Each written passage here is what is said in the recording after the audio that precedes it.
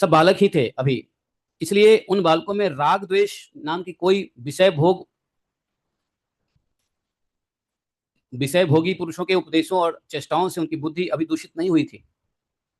जब व्यक्ति, मैं कल परसों बता रहा था ना कि बच्चों को 5 साल के बाद घर में नहीं रखना चाहिए किसी भी हालत में, बाहर भेज दो, जहां भेज दो बाहर, क्योंकि 5 साल के बाद वो घर के अंदर राग द्वेष परायण विषय भोग और उसके प्रयास उपदेश से उसका मन धीरे धीरे धीरे धीरे दूषित होने लग जाता है।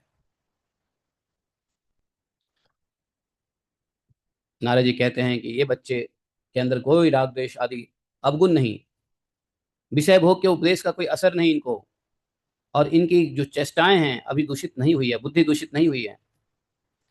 व्यक्ति बड़ा होता है तो उसकी चेष्टाएं विषय भोगी की तरह होती है, और विषय भोग चेष्टाओं से बुद्धि जो है दूषित हो जाया करती है।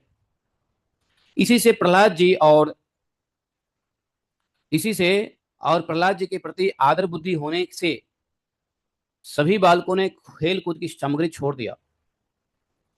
सभी बालक प्रहलाद महाराज जी को अच्छी दृष्टिकोण से देखते थे। सबके मन में प्रहलाद जी के लिए बड़ा प्रेम था। प्रहलाद जी जब बोलते क्लास में तो सारे बच्चे कान खोल के सुनते।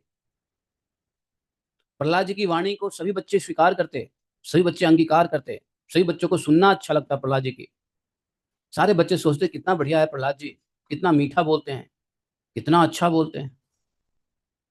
उन बच्चों का क्या नसीब रहा होगा। थे दैत्य बच्चे, लेकिन नसीब देखो, प्रहलाद जैसे महान भक्त के बीच में पढ़ रहे हैं।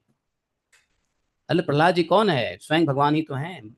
दैत्य नाम प्रहलादो अस्मि, दैत्य में मैं प्रहलाद हूँ।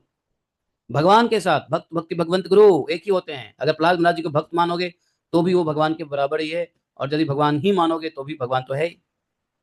दैत्य बालकों का नसीब देखो, भगवान के साथ भगवत बुद्धि प्रहलाद महाराज के साथ उन लोगों को बैठने सुनने प्रहलाद महाराज का संग प्राप्त कर हो रहा है। सौभाग्य है। कहते हैं ना, दैत्य कुल में जब यदि जन्म हो तो ऐसा ही हो।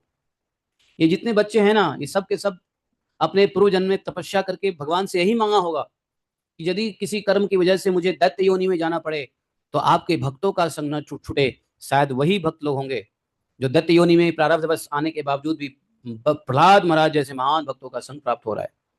ऐसे ही होता है।